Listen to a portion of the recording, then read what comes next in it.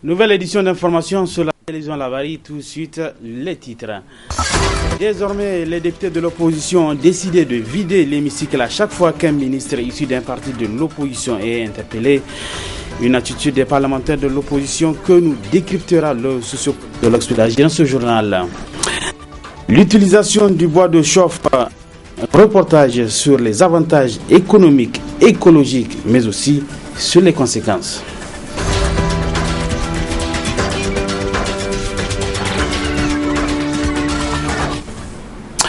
Mesdames, bonsoir et bienvenue sur cette édition d'information. Les députés de l'Alliance pour la réconciliation nationale et la République et ceux du parti Lumana adoptent désormais une attitude nouvelle.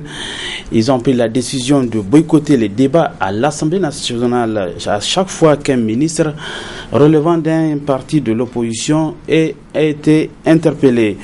Quelle lecture font les sociopolitologues de cette position? Élément de réponse dans ce reportage signé Asman China. Les députés de l'Alliance pour la réconciliation nationale ARN et ceux du Modern Farlumana restent fermes sur leur décision de boycotter les travaux de la plénière chaque fois qu'un membre du gouvernement se réclamant du parti de l'opposition est dans l'hémicycle. Comme ils l'ont fait lors de l'interpellation du ministre des Mines le 29 mars dernier, les députés de la RN et de l'Umana ont une fois de plus boycotté la plénière du mardi 2 avril en s'abstenant au débat et au vote des 3 projets de loi relatifs aux mines et aux hydrocarbures qui ont eu lieu en présence du ministre des Mines Omar Hamidou Tchana qui assure l'intérim de son homologue de l'énergie et du pétrole. Une position de la RN et de l'Umana purement politique estime le sociopolitologue Souley Agi. C'est une arme qui sert globalement à 3 choses. La première, c'est que c'est un moyen d'expression de l'inquiétude des parlementaires pour pouvoir prendre à témoin l'opinion publique nationale et internationale sur des thématiques, des problématiques ou des sujets les plus importants et qui ont été mal traités par le gouvernement ou par le régime. Donc il faut que tout le monde sache que effectivement, le Parlement ne contient l'essentiel que les gens de la majorité présidentielle. Le deuxième élément, c'est un moyen de pression sur le gouvernement, voire le régime, pour que les doléances que ces députés portent soient traitées, pour que l'on revoie ou révise les procédures, pour que certaines questions qui ont été antérieurement négligées ou sous-estimées soient revues et traitées comme il faut. Donc les procédures, donc la gouvernance, tout cela, il faut que cela, donc pour que on revienne à l'ordre normal, pour que donc il y ait une sorte de pression pour revenir donc à l'ordre normal des choses. Le troisième élément, c'est que c'est un moyen d'unité du parti, un moyen pour que les partis politiques soient soudés davantage. Parce que c'est un contexte où l'opposition politique dans nos pays surtout n'est pas souvent soudée, qu'elle est souvent une position qui n'a pas de conviction politique. En tout cas, les députés qui sont partis de l'opposition politique ne sont pas souvent convaincus idéologiquement. Donc il y a la possibilité de nomadisme politique, d'achat, de conscience, ainsi de suite. Donc c'est une manière de pouvoir créer un esprit de corps pour qu'effectivement on soit tous un, on agisse comme un seul homme. En ce moment, en s'isolant, on crée donc cet esprit-là qui fait qu'effectivement il y a une majorité là-bas et une position bien structurée. Les députés de la RN et de l'Umana ont dans une déclaration rendue publique le 29 mars dernier interpellé le président de la République relativement à la situation actuelle sur le plan politique au Niger. L'actualité politique, les jeunes unis pour l'Adan Tchana se sont réunis hier après-midi au siège de la coordination Niamey 3 de Modern FA Lumana. Au terme de cette rencontre, ces jeunes donc ont rendu public une déclaration dans laquelle ils annoncent avoir définitivement quitté l'aile de l'Adan Tchana pour soutenir la politique du président du parti Amadou. Je propose de suivre la teneur de cette déclaration avec Ablaziz Yaye. Il est le président de ces jeunes. À compter de ce jour, 2 avril 2014, nous quittons définitivement l'aile du ministre d'État Dadan Chana pour intégrer la légalité à la légitimité incarnée par son Excellence Amadou. En tant que jeunes aspirants à participer au développement de notre cher pays, nous ne saurons agir dans l'anarchie, l'indiscipline, le mensonge, l'intolérance et la trahison. Comme l'a dit lui-même Dadan Chana, lors de son intervention au congrès du PNDS Tareya, et je cite, « Se tromper est une erreur, mais persister dans l'erreur est utopique. » C'est dire que nous sommes trompés de route et le bon Dieu nous a montré la voie de la vérité. Nous avons cru à son Excellence Issoufou Mahamadou, car après une vingtaine d'années d'opposition, les Nigériens ont pensé qu'il s'est servi de tous les points faibles des anciens régimes pour agir dans l'intérêt général. Mais force est de constater que le Gouri système est comme un bateau en pleine mer conduit par un aveugle. C'est dire que les Nigériens doivent se convaincre que le Gouri système est un régime autoritaire à tendance monarchique et bourgeoise. Toutes choses illustrées par le démantèlement des partis politiques à coût d'argent, de corruption massive, de passe-droit, l'intimidation, le changement, les pressions de tout genre à l'endroit des militants des partis de l'opposition. Le verrouillage et l'instrumentalisation de l'Institut de la République. La caporalisation des médias d'État et la main mise sur certains médias privés à ne servir que les décidants de la mouvance. Les tentatives d'instrumentalisation de l'appareil judiciaire et des services de sécurité. Les atteintes aux libertés de manifester, de presse, d'opinion, etc.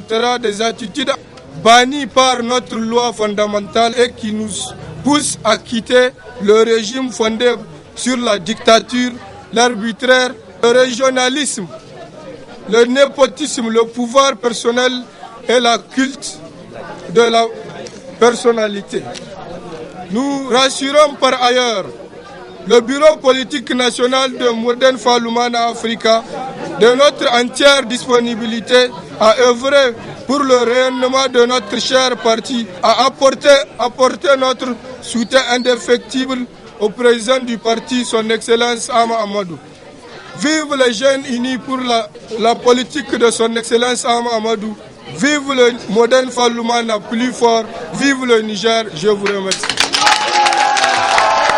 Dans le même registre, à moins d'un quart de siècle de multipartisme politique, le Niger enregistre de nos jours plusieurs dizaines de formations politiques.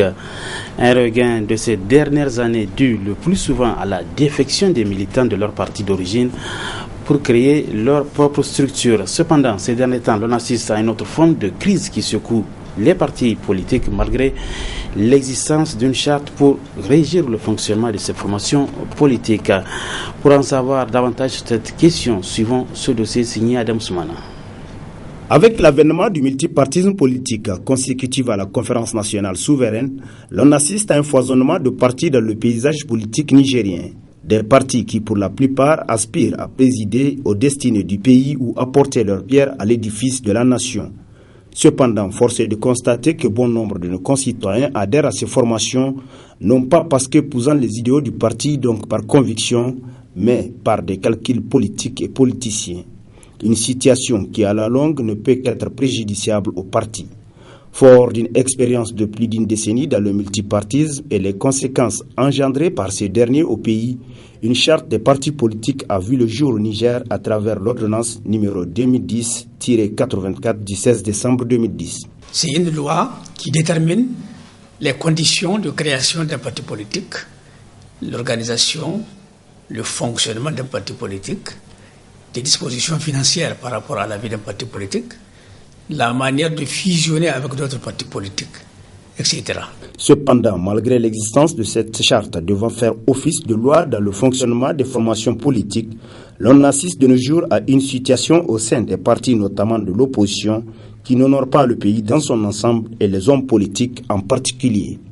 C'est vrai que ce sont des épreuves douloureuses pour les partis politiques. Et c'est aussi des épreuves douloureuses pour la nation tout entière, parce que le parti politique il est composé de Nigériens. Moi, je pense que aujourd'hui, c'est des crises qu'on voit au niveau des partis politiques. Ce sont peut-être même rébellions. Et on voit beaucoup de partis politiques, n'est-ce pas, qui connaissent cette division-là. Leurs membres ont décidé, certains de leurs membres ont décidé d'aller soutenir l'action gouvernementale, ou du moins soutenir l'action du président. Ils ont le droit de le faire, mais je pense qu'ils n'ont pas le droit de prétendre que le parti est là-bas.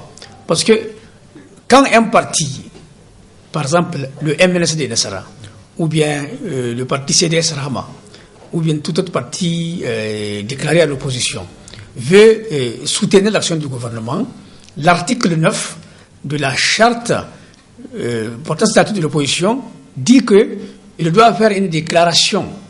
Il doit faire une déclaration et une copie de cette déclaration est même remise au ministre de l'Intérieur. Donc il y a une forme bien déterminée pour changer de position. Moi, à mon avis, si on vous estimez détenir la légitimité, il faut créer votre parti politique. Tout le monde a le droit de créer un parti politique.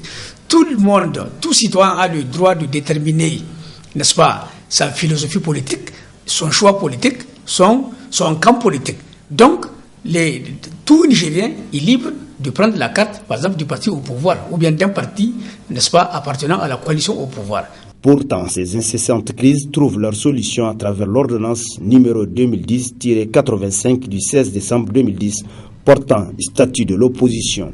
On entend par opposition politique un ou plusieurs groupes de partis politiques distincts des groupes ou partis politiques qui soutiennent l'action gouvernementale. Donc, on ne peut pas être dans le gouvernement, on ne peut pas soutenir l'action gouvernementale et se déclarer toujours à l'opposition. Ce n'est pas possible. Ce qui fait que la crise au sein des partis politiques, ce n'est pas ce sont des crises qu'on veut entretenir. Et je pense que les acteurs doivent faire l'économie de ces crises-là en décidant, en optant pour deux formules possibles. Soit vous créez votre parti politique, vous vous séparez de vos camarades, vous vous distinguez de vos camarades en créant un nouveau parti politique tout neuf et en décidant de vous aligner derrière l'opposition ou bien derrière la coalition qui gouverne conformément, n'est-ce pas, aux lois et règlements en vigueur.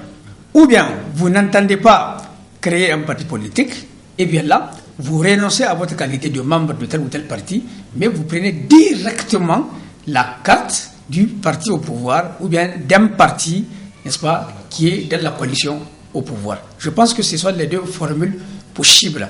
Mais soutenir l'action du gouvernement au mépris des articles 2 et 9 de l'ordonnance portant statut de l'opposition politique ne peut pas être admis juridiquement. Le Niger a trop souffert de ces hommes politiques dans leur guéguerre politicienne. Alors, il est grand temps que ces derniers se ressaisissent et se disent qu'être leader ne veut pas dire songer seulement à soi et aux siens, mais à toute la nation et œuvrer pour son épanouissement. Il est indéniable qu'aucune nation ne peut se construire dans la division et les formations politiques constituent dans leur majorité le Niger en miniature. Cessons alors de se jeter des pots de banane pour éviter le pourrissement de la vie des partis politiques. Un volet reportage dans cette édition et il porte sur l'utilisation du bois de chauffe. Le bois de chauffe dégage une fumée qui comporte des conséquences néfastes sur la santé. Un reportage signé Nafis Zakou. Ces fumées proviennent des boîtes de chauffe pendant la cuisson. Des fumées qui sont aspirées tous les jours par les femmes.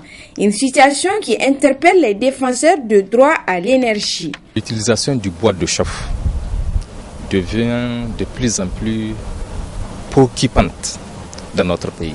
Au niveau des autres conséquences que vous avez dans l'utilisation du bois, c'est la fumée, c'est-à-dire le bois rend malade nos femmes, nos vieilles mères. Selon les spécialistes de la santé, la fumée que dégage ce bois de chauffe a des conséquences néfastes sur la santé humaine. La fumée dégagée par le bois de chauffe, vous savez, contient du monoxyde de carbone. Il contient également des hydrocarbures. Et vous savez, le monoxyde de carbone, une fois aspiré, et à travers les voies respiratoires, prend la place de l'oxygène. Et qui dit, en tout cas, prendre la place de l'oxygène, et ça veut dire que ça va entraîner une intoxication. Et vous avez deux types d'intoxication qui sont causées par ce monoxyde de carbone. Une fois que ces femmes qui utilisent surtout le bois et à longueur de la journée sont exposées. La première intoxication, c'est l'intoxication aiguë qui est caractérisée, ça c'est facilement en tout cas mis en évidence par des éternuements et parfois elle présente des vertiges et une impotence musculaire. Le deuxième cas de figure, c'est l'intoxication chronique qui va donner des céphalées. Et surtout, c'est des céphalées intermittentes, des maux de tête intermittents, mais également des nausées qui peuvent aller jusqu'à des vomissements. Pour éviter les conséquences qui gravitent autour de l'utilisation du bois de l'abattage au four, le gouvernement, avec l'appui de certaines structures actives dans le domaine de l'énergie, multiplie les initiatives. Nous encourageons tous ceux qui favorise l'accès au gaz dans les foyers nigériens. Mais il y a lieu aussi de poursuivre la campagne de sensibilisation. Et c'est pourquoi, de temps en temps, nous sensibilisons la partie gouvernementale.